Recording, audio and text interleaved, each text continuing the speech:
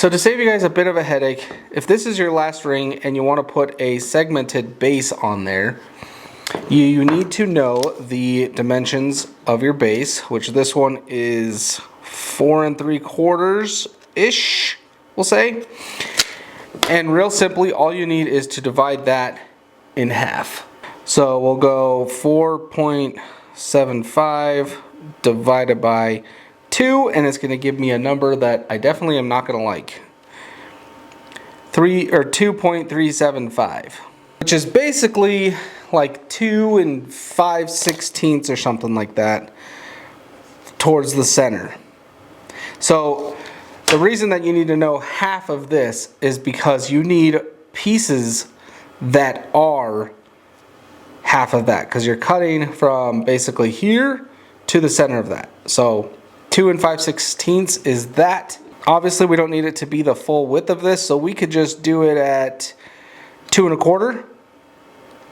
If we have a piece that's 2 1/4, that should get us right about there. So now, back here at the table saw, we're going to cut all our pieces to 2 1/4 wide.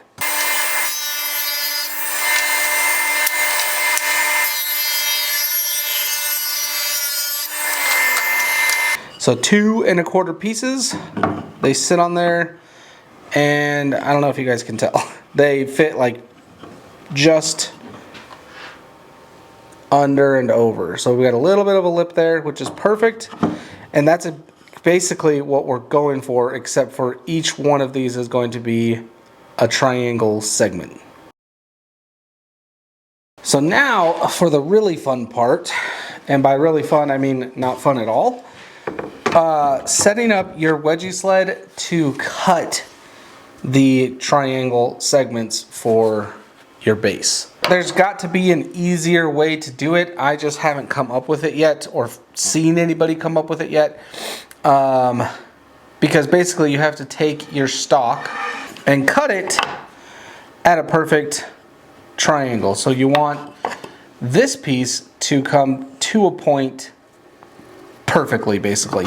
So basically I want this point to be the start, and it needs to come up at 16 degrees, however that's going to work. Now because I have my wedgie sled already set up with 16, I don't need to worry about the angle. I just need to worry about dialing in my distance gauge, so that when I put the material against it, it's going to cut that perfectly triangular piece every time.